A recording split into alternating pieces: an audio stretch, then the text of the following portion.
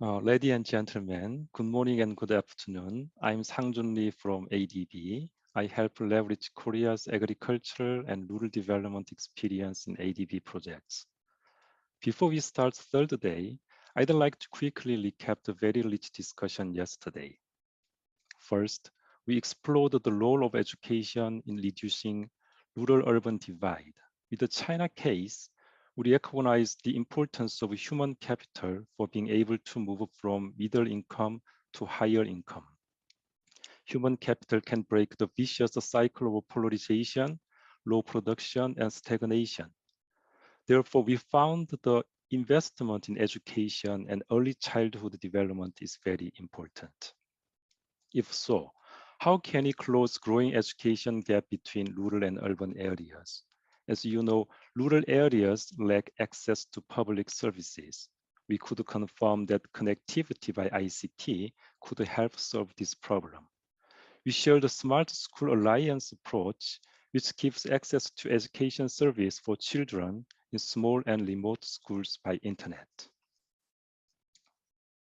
Second, we discussed the urban farming as a new window for fresh and nutritious food. We explored the Philippine government regulations and multi-sectoral approach to promote urban agriculture. Philippines has administrative order supporting national urban and peri-urban agricultural program. The government has also been tapping government agencies, private sectors, and civil society organizations to work on rooftop gardens and vertical gardening. We also share the cases from India and Nauru. This approach meets the demand for fresh and nutritious food in India and also provides an opportunity for areas with the limited land such as Nauru. We also highlighted the prerequisite for the success of urban farming. For example, it is important to develop light seed varieties for them because current seeds are meant for soil. Third, we discussed the pathways to sustainable and inclusive food systems. We recognize that tackling climate change issue is critical to achieving sustainable and inclusive food systems. Agriculture is a victim as well as a contributor to climate change. We explore the systematic approach to solve these issues. In terms of partnership and advocacy, as the private-public sector partnership, we share the case of ED-led Sustainable Rice Platform and Direct Seed Consortium, which address various problems collectively in the rice sector. Political will also is essential to improve investment in agriculture. In terms of gender equality, we discussed the ways to mainstream women's contribution in realizing sustainable food systems. Main suggestions are securing evidence and data for better policy and decision-making, addressing gender inequalities in access to land tenure, carrying out tailored investment in access to financing for women farmers. With regard to small-scale farmers, almost 85% of land is tilled by smallholders, but only 1.7% of climate finance is towards small-scale agriculture. We found the need to expand the support for them. It was also suggested to create business environment for private sector investment to transform food systems. Finally,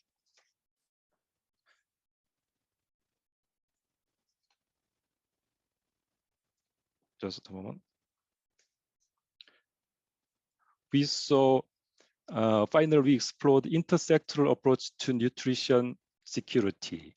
We saw Asia and Pacific face triple burden, undernutrition, overnutrition, and micronutrient deficiencies. We found we need cross-sectoral approaches based on data and reliable expert analysis to tackle the burden of malnutrition. We explored good examples with the intersectoral approach to nutrition security. Farm-to-school initiatives aims to bring health food to children by connecting schools with the local farms. This initiative embraces food education, Thailand Ministry of Education and Ministry of Interior jointly support this initiative. Rice fortification program was also presented. Multiple sectors such as food, social protection, health, and education system are involved in this program to reduce micronutrient deficiencies in Asia. We also noted the importance of science and technology for nutrition security. For example, nuclear techniques can help to find more evidence on nutrient absorption into the body and also generate diversity in underutilized crops for productivity enhancement. Finally, we explored approaches to nutrient security issues in rural and urban context. We agreed on the need for an in-depth discussion on this topic. That's all from me. I'd like to request Mr. Takeshi Yamano to moderate the next special session. He is a principal economist at Economic Research and Regional Development at ADB. Over to you, Mr. Yamano. Thank you very much, Saki Sanjun. Welcome. Good morning, good afternoon, and good evening to everyone. My name is Takashi. As mentioned, I'm principal economist. Today is day 3 of the forum. I hope you have been enjoying the last 2 days of the sessions as much as I have been. This is a special session on COVID-19.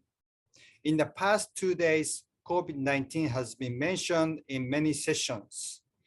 The emergence of the digital applications under the pandemic was discussed in first day, linking the consumers and producers and other actors in the food systems. Meanwhile, the pandemic has reminded us once again the importance of access to food, a wide variety of food at any time at low cost. Unfortunately, some people have suffered under the pandemic. Some have lost jobs. Some had to reduce their consumption, including food consumptions, on top of the disruptions to our lives and concerns of the health. To understand and discuss more about the pandemic and the government responses in the Asia and the Pacific regions, we have one keynote speaker, and we have 3 panelists. I will introduce them later. But first, let me remind you, if you have any questions, please put your question in the QA box at any time. You don't need to wait until the end. I often forget my questions while listening to speakers. So I recommend you to type in questions when you have, and you can start typing questions now. Okay. So our first speaker is a keynote speaker. He is Mr. Aziz Elbari. Aziz is a senior economist and the stream leader at agri-food, rural development, and socio-economic policies at FAO's regional office for Asia and the Pacific. We are fortunate to have him because he is the lead author of a recently published FAO report titled COVID-19 Pandemic Impacts on Asia and the Pacific. Aziz, you have 15 minutes, and I will give you a reminder later, but the floor is yours. Thank you, Mr. Takashi. Thank you, colleagues from ADB. It's a great honor to be invited to join and to participate in this forum and to share with you some of the findings that we had in a recent study. So let me just start with presentation right away. Okay, so I was asked to give an overview on the COVID-19 impacts on the food systems in Asia. which I'm very happy to give in a very brief format. These are highlights from a recent report that our regional office produced in preparation for the governing body meeting, which FAO just held last week in Bangladesh, where the 43 or 45 member countries from the region deliberated for 4 days at the ministerial level to give guidance to FAO's work plan in the future, and this was one of the highlights of that program. So I will focus on the overview on the effect on the food system, but of course our analysis was much broader, given that the COVID was all-encompassing and cross-cutting and started from the macro all the way to the sectoral level. So I will touch a little bit on the macro just as a way to give a little bit more of a background to get into more detail about the food system impact and the responses, all of course within the time frame of the presentation, so I will be very succinct. You're all familiar with this, so this is the starting point of the pandemic that has instilled with us, and we are moving into another phase this year with Omicron and living with COVID. But I want to start with a very brief, for a couple of minutes or so, on the macro impact, which we started off in our report. Obviously, the GDP impact across the region, with few exceptions, was highlighted, but also what brought about the contraction of the economy. The main highlights here is that obviously loss of employment in many sectors, especially in the manufacturing and services sector. That was the first, the first shock to the system, to the economy. We documented the impact at the country level, and we did some sort of a broad, stylized summaries, and we found obviously that the impacts were uneven across region between urban and rural, because our focus was more on the rural. The urban areas experienced more income loss as a whole, because many sectors basically shut down. Rural areas, on the other hand, were less affected in terms of overall income loss, but more impacted in terms of increased food insecurity and hunger among the rural population. The poverty, of course, was, as mentioned, more pronounced in the urban than the rural, and was evenly,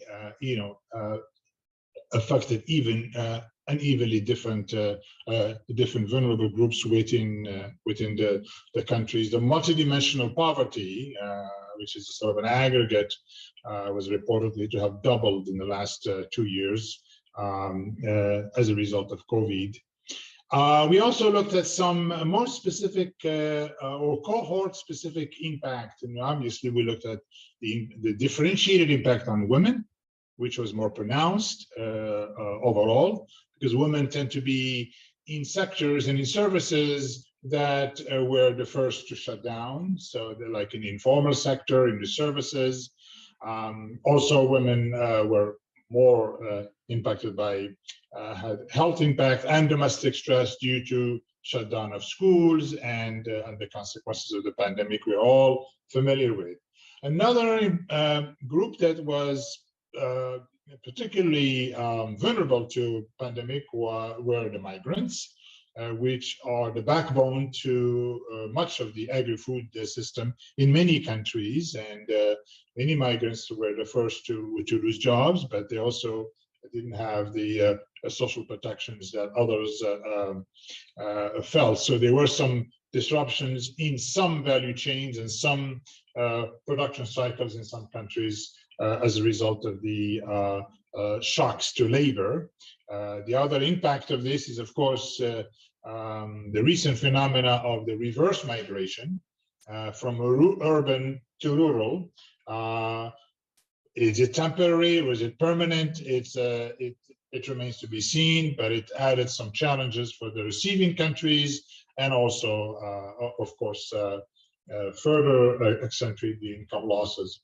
So this is a little bit on the macro in very brief and syncretic way. And then we move to the more specific highlights of the impact of COVID on the food system. Again, we did a review country by country as far as the evidence could allow us. And then some highlights, basically the urban poor, access to food were very much compromised during the pandemic. This was documented in many surveys by the World Bank, for example. Food demand disruptions were also very much reported on due to market closures, restaurants closure, hotels, and also lack of mobility and restricted mobility also disrupted the normal flow of supply chains, and also the supply, just what wasn't there because the demand wasn't there because many people have lost their jobs. There was food supply shocks, as was mentioned, due to market closures, restrictions, and drop in demand. All of these basically resulted in periodic, locally based, not aggregate and major. So we didn't have the major food crisis that we feared at the beginning of 2020, reminiscent of the 2008-2009 crisis, but there were many documented localized disruptions that had a significant effect on local population and also the local economy, some of which were reversed as the lockdowns were lifted. The production in general was not as affected on the aggregate because most countries did realize that food is essential, and they allowed exceptions to food-related and agriculture-related activities from the restrictions that were imposed in 2020 and 2021. So as a result, the impact was not as severe or as broad or long-lasting, but there were still many localized disruptions or seasonal disruptions related to labor shortages, input unavailability because of the market malfunctions, and of course, some of the surplus could not be sold. Therefore, there was a lot of reported food losses as a result. But in general, agricultural production on the aggregate, if you look at the whole region and the whole 2 years, was not as much impacted, at least the first year, 2020, a little bit more on 2021, and I'll get to that when I start talking about pricing, food pricing inflation. But of course, we are now currently in a completely different world context because of the recently emerging crisis I will allude to. Distribution and logistics, of course, were part of the disruptions to food supplies. Now, the different subsectors within agriculture were affected differently. Obviously, the staple food were not as as affected. The perishable food, for example, and the livestock, live animals were more disrupted because of the restrictions of trade and because of all of the added restrictions or inspections due to health, and the fish products because of the inability to go and produce and harvest fish. These sectors actually were more impacted than more staple, storable products. So there was a differentiated impact, if you look at the sector by sector. Turning to food security and nutrition impact in terms of and how the COVID may have impacted these, and as documented by FAO on a periodic basis, looking at a number of indicators of food insecurity and malnutrition. And then, of course, we noticed and we reported an uptake of increased in a negative sense, some of the insecurity and malnutrition indicators. So, for example, the number of undernourished rose from 322 million from 322 to 376 from 2019 to 2020, a 17% increase. we notice more impact in South Asia, more negative impact in South Asia than the rest of the region. And overall, there was an increase of over 3% of prevalence of moderate to severe food insecurity from pre to during the first year of COVID. Turning a little bit to the food price and food inflation story, because it also has an immediate impact on food security and access to food. We observed, of course, that in 2020 there was a moderate inflation, but not a severe one, thanks to a very healthy initial production stocks and production levels just before the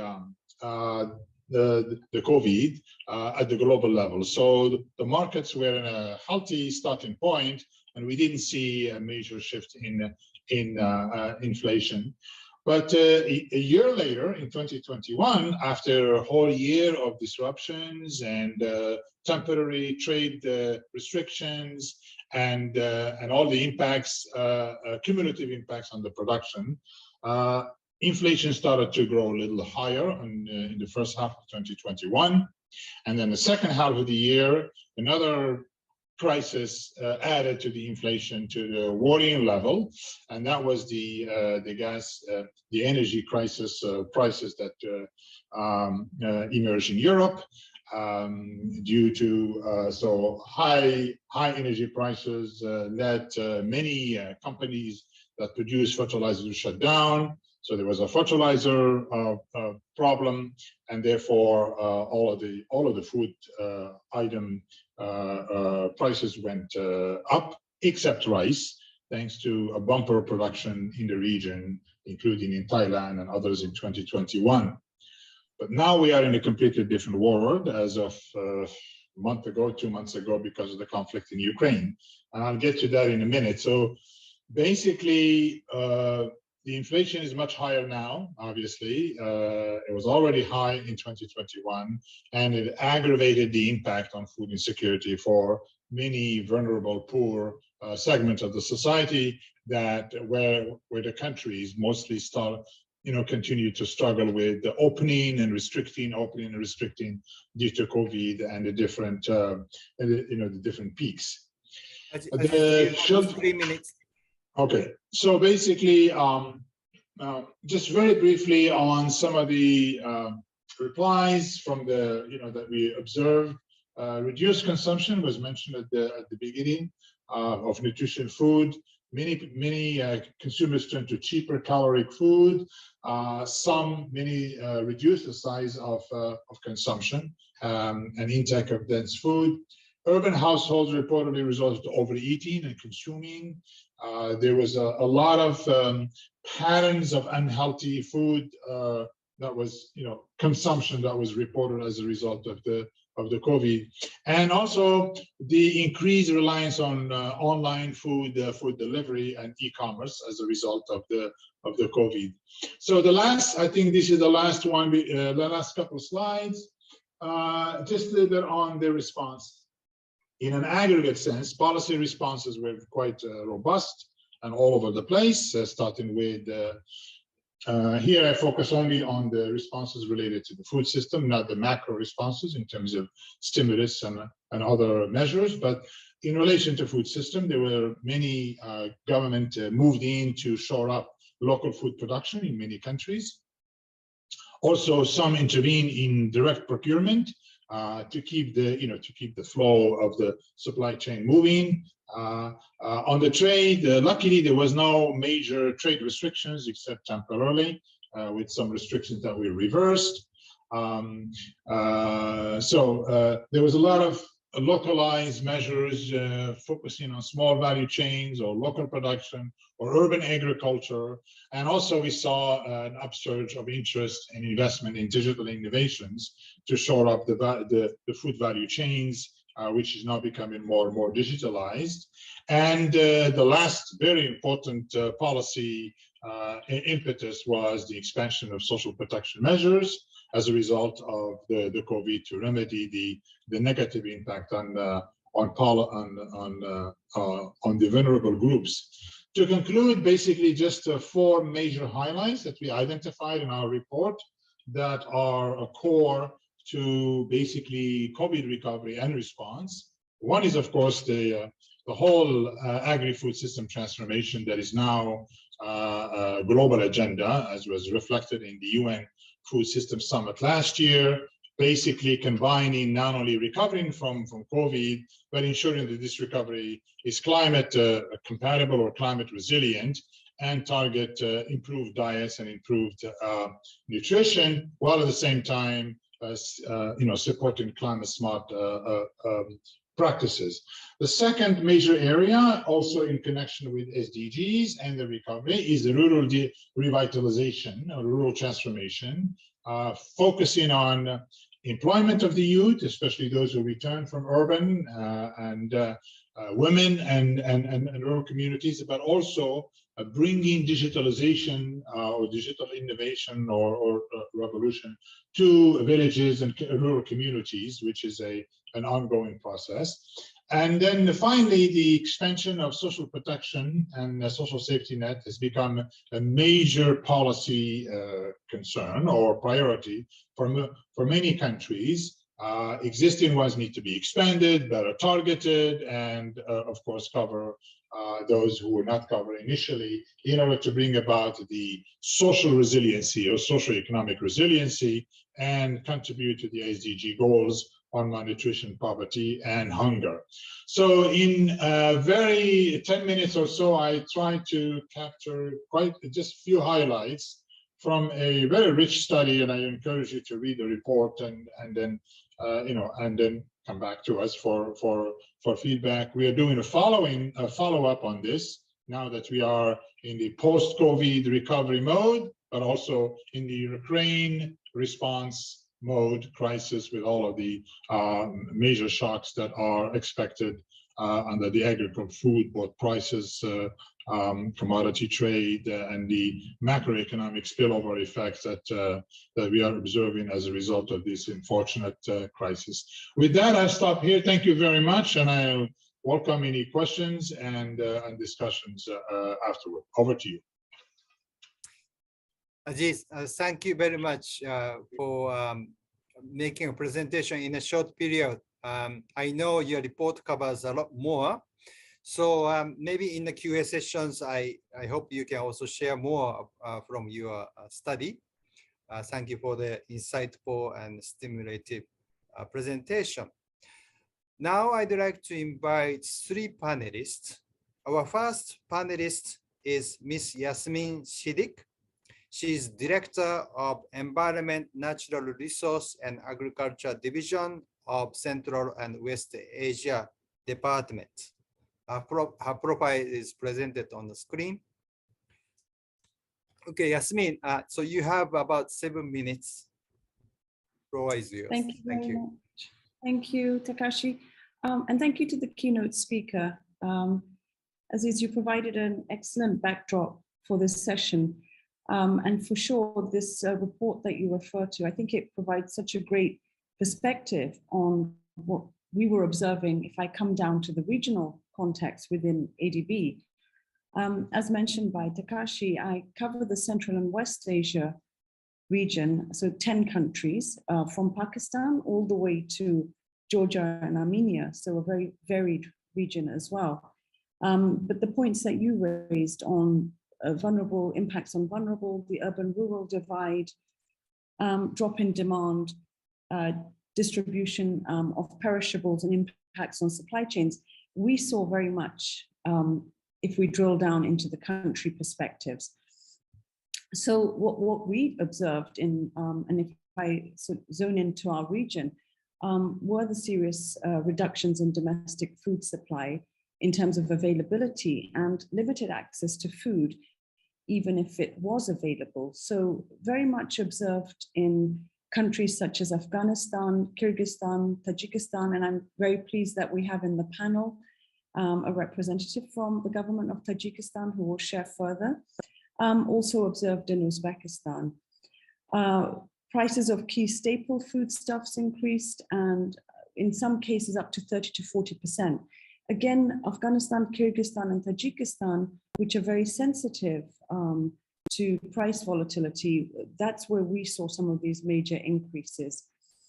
Low household affordability due to losses of earning through losses of jobs and other means of livelihoods. And again, many of the countries in our region, Kyrgyzstan, Tajikistan as examples, are very reliant on remittances.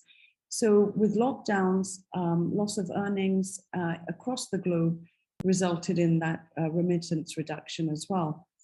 And as you mentioned, Aziz, this resiliency, fiscal and physical reserves, the lack of resiliency against food and non-food supply shocks were really evident in our region. Also, of course, this trade challenges as borders closed, and given that many of our countries are interestingly double landlocked, the closure of borders, particularly some of those key borders such as Kazakhstan, where a lot of the region is reliant on wheat production coming out of Kazakhstan, had its impacts too. Now, I'd like to drill down a little bit further into one of our key recipients of ADB support and financing, which is Pakistan, and it's also one of the largest countries that we cover. COVID-19 impacts in Pakistan. I'm very pleased that Takashi from his department and our team worked jointly on a very comprehensive study which collected primary data. And that's one of the reasons I found the study very exciting, was it was based on household surveys through mobile phones.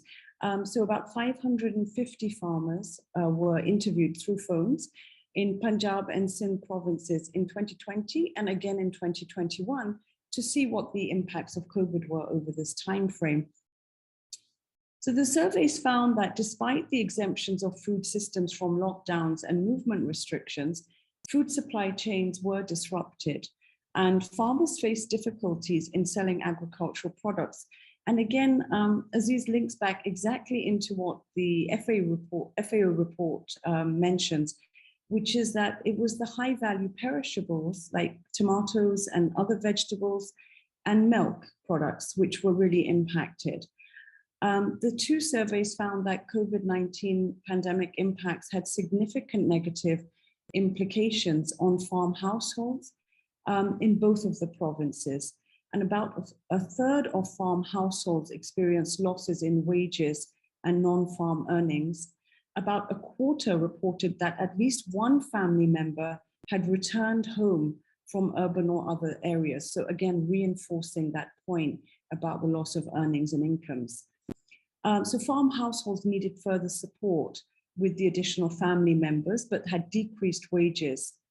About 10% of farm households in Punjab and more than half of the farm households in Sindh reported food and non-food expenditure reductions. So again, Aziz ties up with this broader study that you've prepared from FAO. In 2021, the situation had improved in Punjab province, but not so much in Sindh province. And one of the concerns is that the number of the high value crop producers has declined in Sindh province. So those farmers who were cultivating, for example, tomatoes, were probably feeling that risk aspect and did not want to return into that type of production. Just quickly talk about what governments can do. And I'm picking up from your last point, Aziz. I think the social safety nets is a really important piece of work that ADB supported across the region, across actually Asia Pacific. I consider that to be a very important measure as an urgent support that is required to support particularly vulnerable households.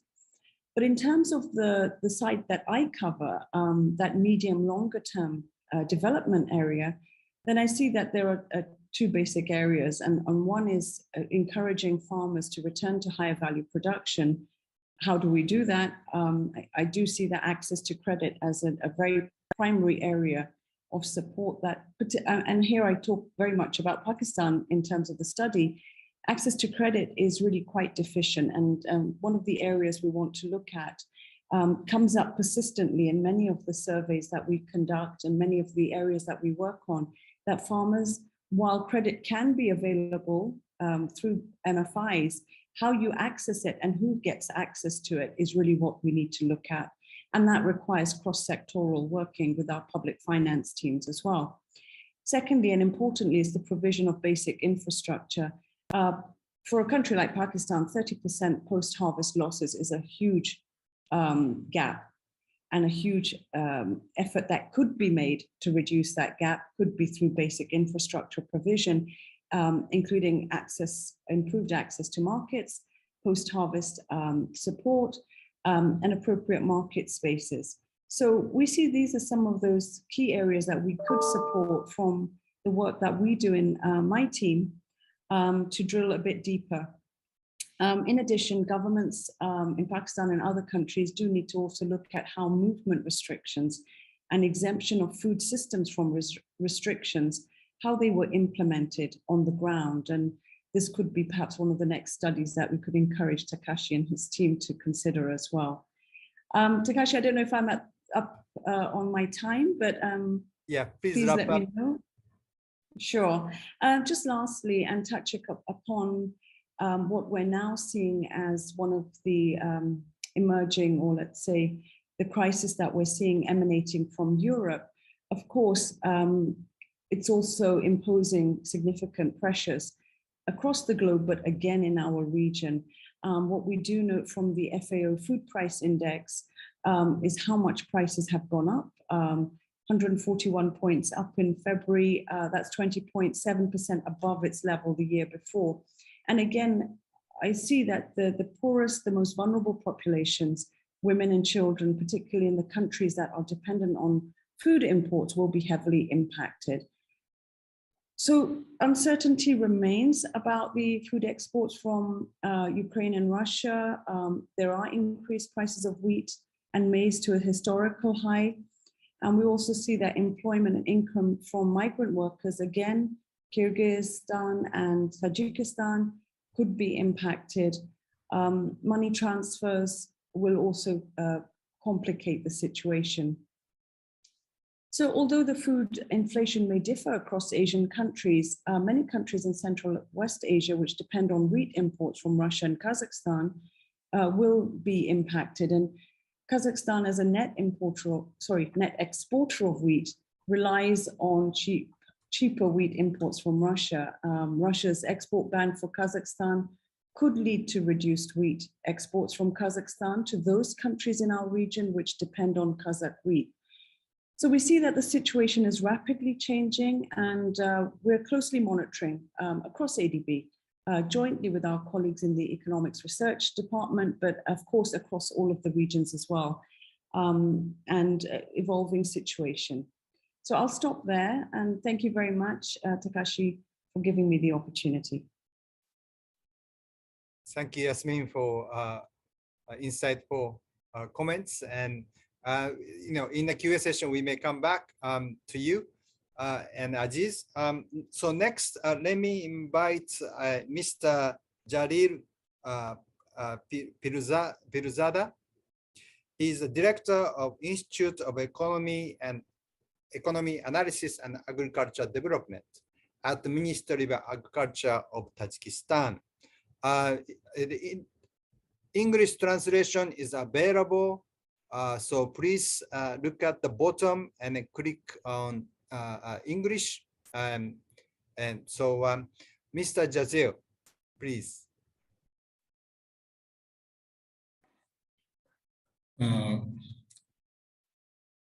Я хочу поблагодарить Азиатский банк развития за представленную возможность для участия в данном форуме. Затронута очень важная и злободневная проблема региона, а также всего мирового сообщества, так как последние годы продовольственная безопасность считается очень ключевым вопросом. Влияние на обеспечение продовольствием, отрицательные факторы, которые влияют, год за годом они увеличиваются. Мы наблюдаем различные факторы, которые приводят к тому, что население Республики Средней Азии, а также региона и всего мира страдают от скачков цен на продовольствие и уязвимость продовольственной безопасности все время находится под угрозой. Потому что само сельское хозяйство – это рискованный вид деятельности, мы все знаем. И хочу отметить, что наш институт является одним из ключевых институтов, который разрабатывает программы для Министерства сельского хозяйства, был автором первой программы продовольственной безопасности Республики Таджикистан до 2015 года, потом сейчас была разработана следующая программа до 2024 года по продовольственной безопасности, а также институт был автором программы реформирования сельского хозяйства на период 2012-2020 годы, и сейчас правительство инициировало на разработку новой программы реформирования сельского хозяйства, в которой институт непосредственно участвует, и разрабатывается она на период до 2022 и 2026 годы.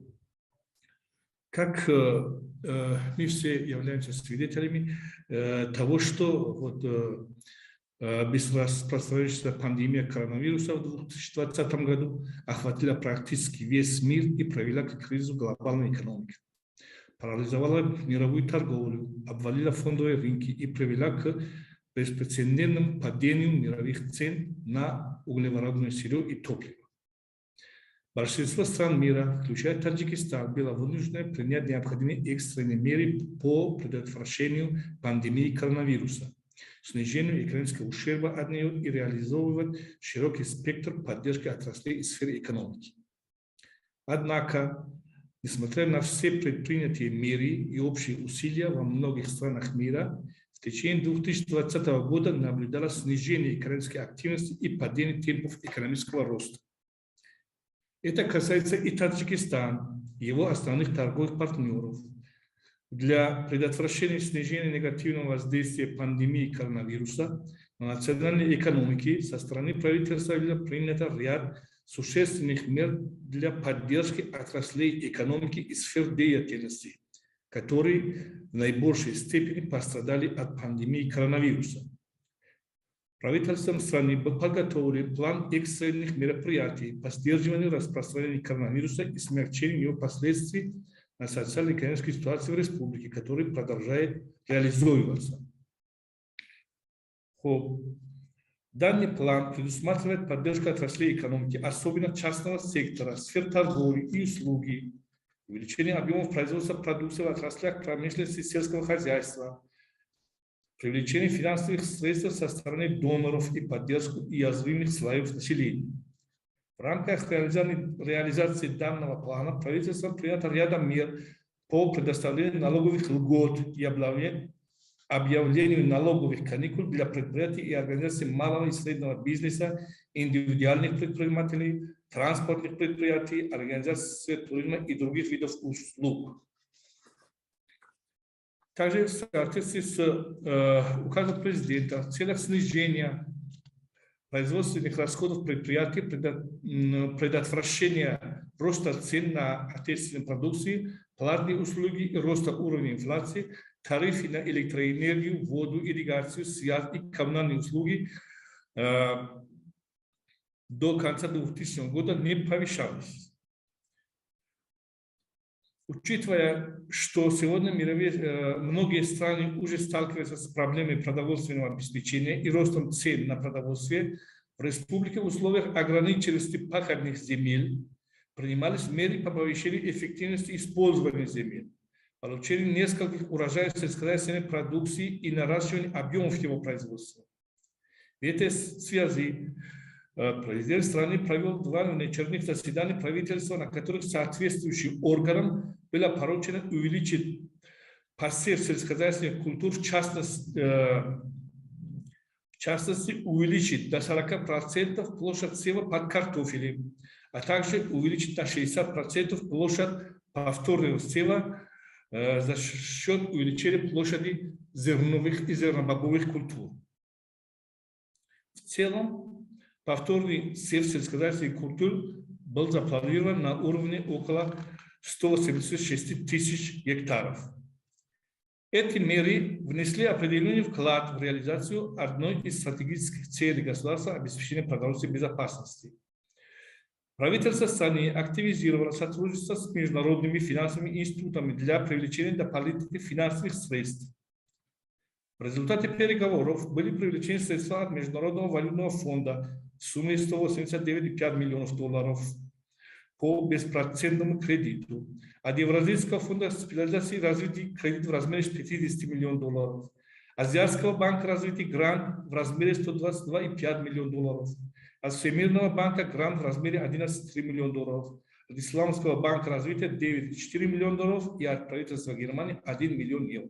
Общая сумма привлеченных средств в 2020 году составила более $384,3 миллиона, что способствовало смягчению уровня влияния негативных факторов на продовольственную нашей республики. Несмотря на предпринятые меры, пандемия коронавируса в мире и в том числе в республике значительное снижение так, перехожу к другому. Так.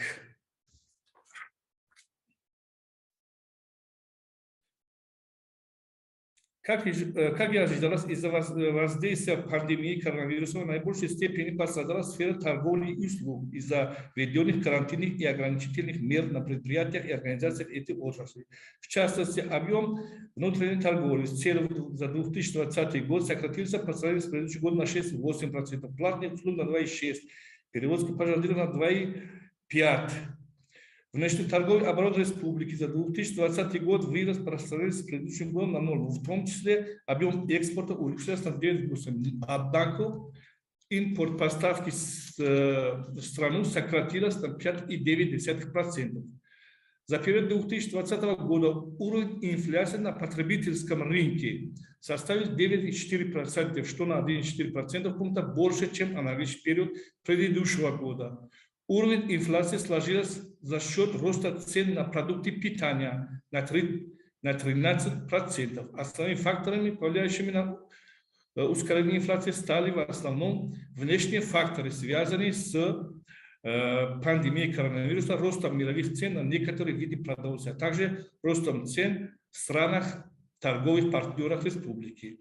Рост цен на продукты питания в 2020 году сложился в основном за счет роста цен на муку на 16%, говядины 6%, растительное масло 42%, сахара 41%, макаронные изделия 30%, яйца 19% и картофеля около 20%. Одним из основных причин роста цен на муку является рост цен на пшеницу и в странах-производителях, поскольку средняя импортная цена одного тонны пшеницы в 2000 составит $243. Я хочу отметить, что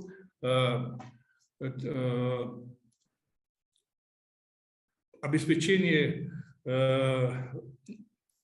мукой и продуктами переработки муки в Республике Таджикистан очень сильно зависит от импорта, так как тот объем необходимой продукции мы производить не можем. Мы производим около 800 тысяч тонн пшеницы, что недостаточно. А также хлебопекарное качество нашей пшеницы немножко низковато, и она не способствует выпечке хлеба и хлебобулочных изделий. Поэтому республика ежегодно завозит около 800-900 тысяч тонн пшеницы, а также 300-400 тысяч тонн муки из Казахстана и России.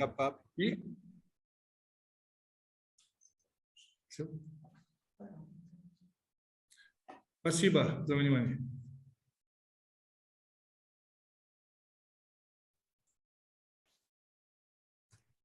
Thank you very much. So sorry, I had to hurry you up. But yeah, I'm sure the country like Tajikistan and Kyrgyzstan, as Yasmin mentioned, is in a serious has a serious concerns over the wheat import. Next, I'd like to invite panelists from South Asia. He's Dr. P.K. Josh. He is superannuated as director of South Asia Office of International Food Policy Research Institute. Okay, Dr. Josh, you have the floor. Thank you. Thank you, Dr. Takashi. Thanks a lot for giving me the opportunity, and good morning to everyone.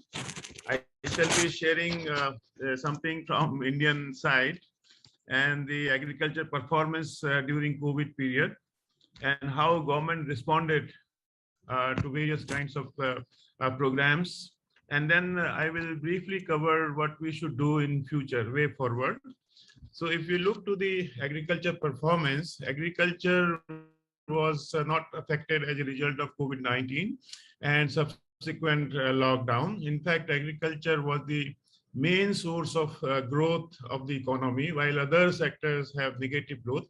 Agriculture performed better now as compared to the previous years. It was 3.9 to 4% growth rate during COVID periods. And there was a record production of food grain commodities as well as perishable commodities.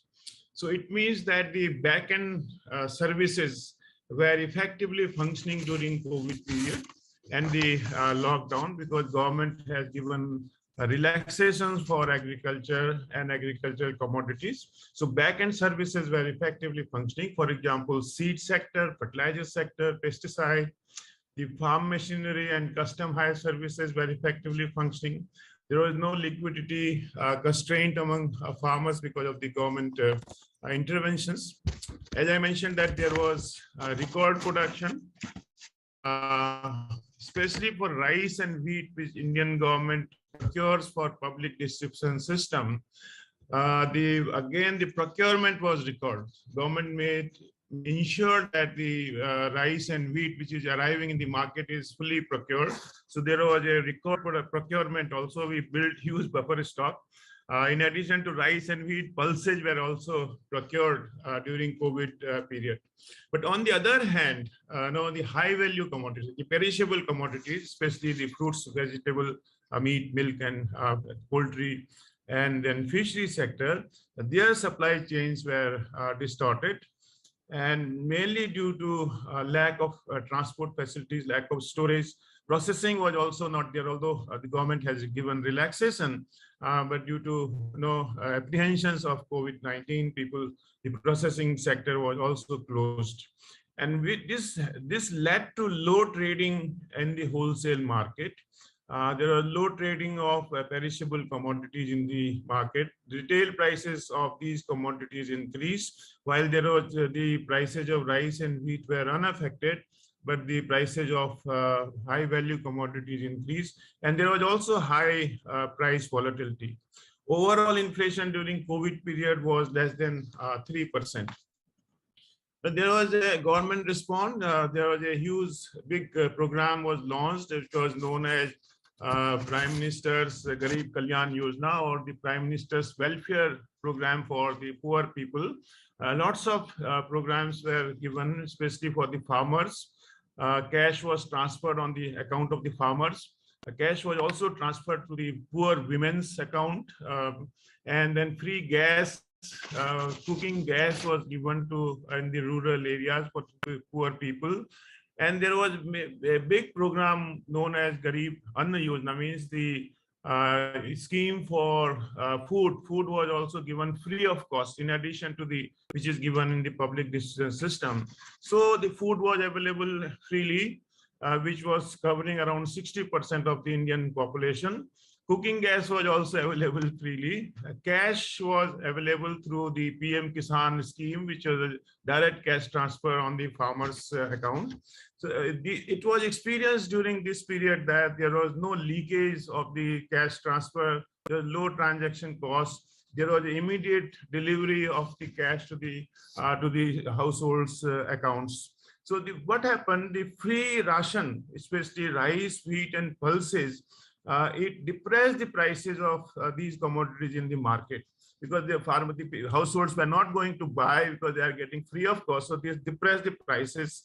But now the food prices are rising. Food inflation is rising. Initially, it was due to a rise in the prices of the fuel.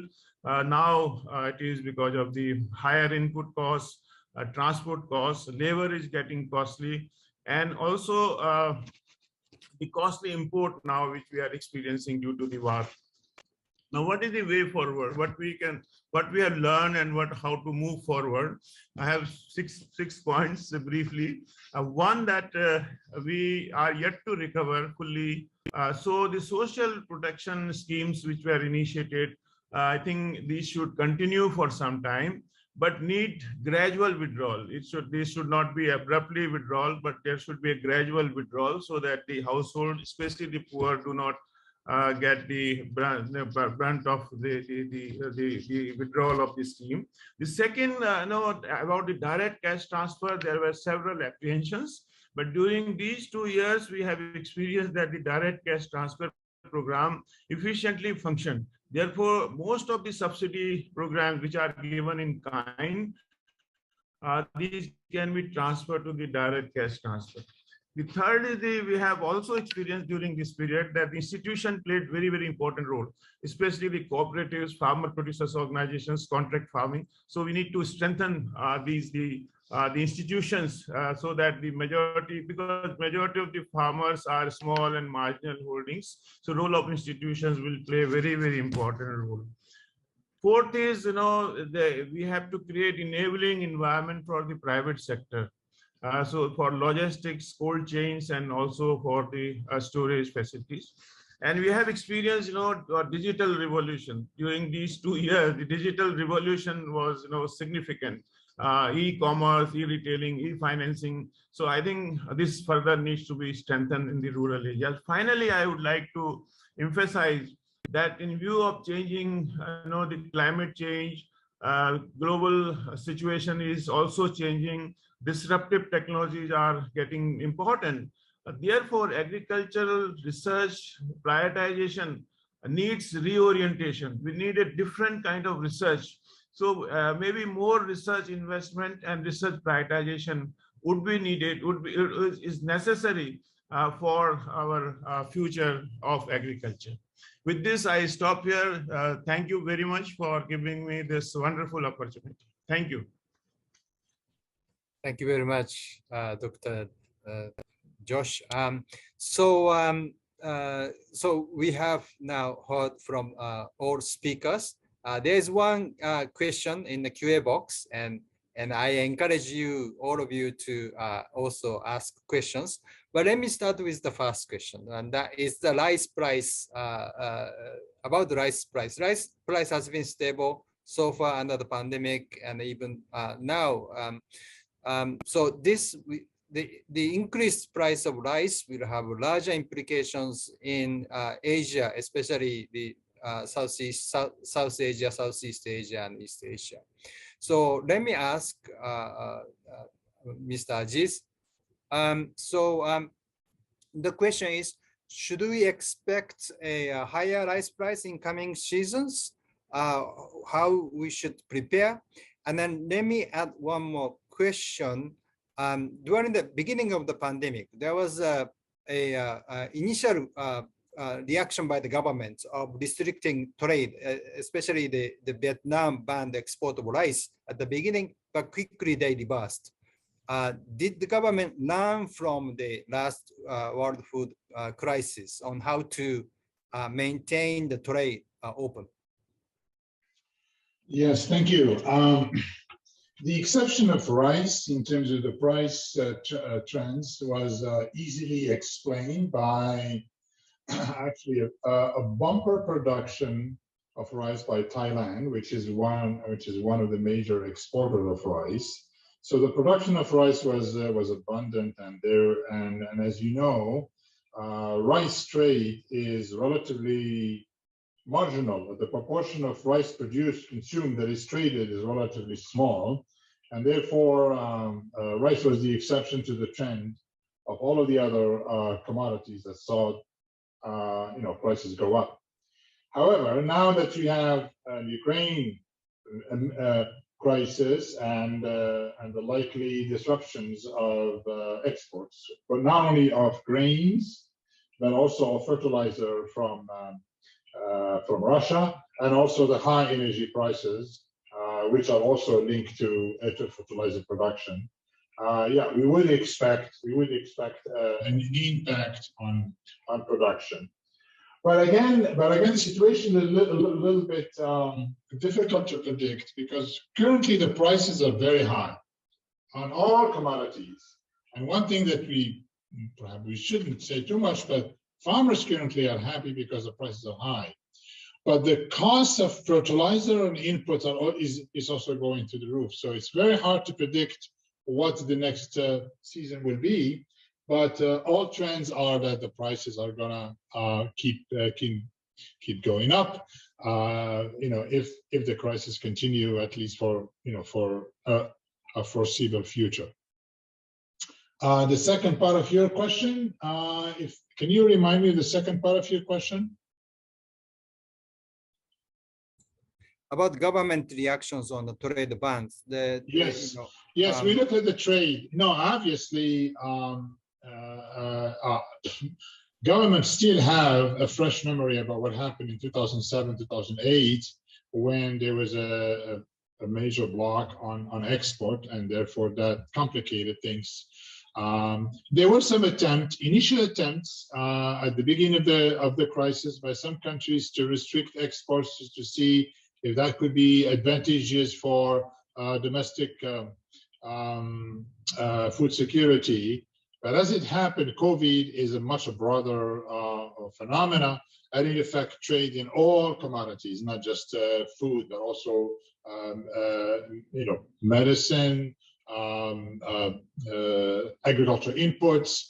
So it was all over the place, and any separate measure to restrict trade on one commodity didn't make sense. So very quickly, government realized that those initiatives would not be feasible, and they retracted. So that was the good part.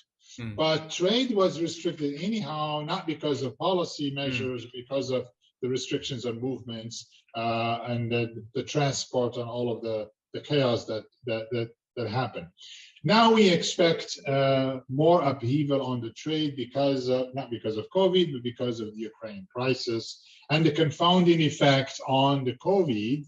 Now that we are thinking about recovering and moving beyond COVID, but now this crisis of Ukraine, at least initially on some major global traded commodities, but there will be a spillover effect to input, to fertilizer and other costs of production. There will be change in patterns of production as a result of price incentives that we were going to see in the next season in various parts of the world, including in the West or US or other parts. So it's very hard to see what will happen to rice. But for now, rice seems to be in a good shape production-wise, but it will be hit by the fertilizer crisis if it continues, and it depends on the kind of a substitution to other commodities, which are also going to be impacted one way or another. So we are beginning to monitor the situation and as a trade economist, I'm following the situation on behalf of FAO, but I think everybody else is doing the same thing, and we would like to see how ADB is responding to countries' demands for remedial actions in terms of securing supplies. Okay, thank you very much, Aziz. So as he mentioned, let me now back to Yasmin about ADB's roles, especially now in Central and West Asia, wheat is important staple. What do you see ADB's roles in that? Thank you, Takashi and Aziz as well. Thank you for highlighting some of these broad points. Now, again, as I mentioned in the last speaking points that I had, ADB is watching very closely, and I would say we're watching bank-wide, but of course in our region, implications of wheat price increase is far more serious with a larger, as our colleague from Tajikistan government explained, it's really about the price of bread. And I believe one of the speakers yesterday said it as well.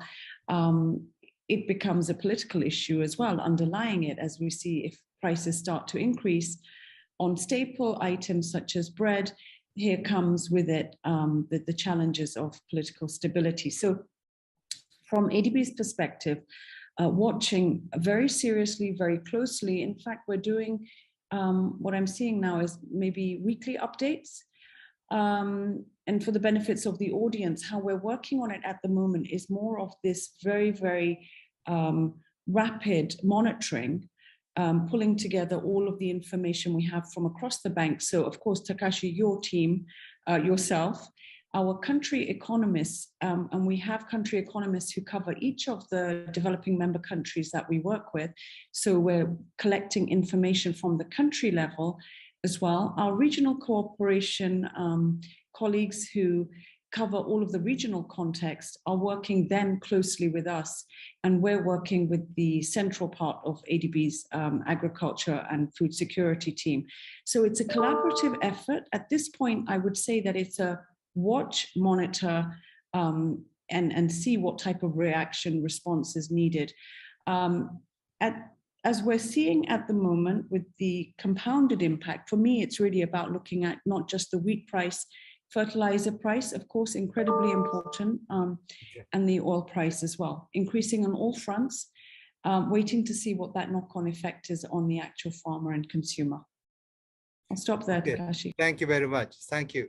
So I wish we had more time to talk more about these important issues, but the time is up.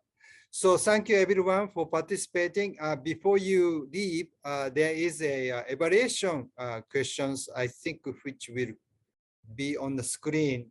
Yes. So please quickly answer these questions. It takes only less than a minute. We'd appreciate it.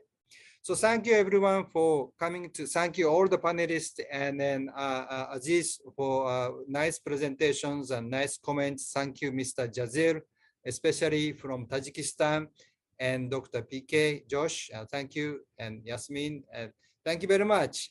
See you next time.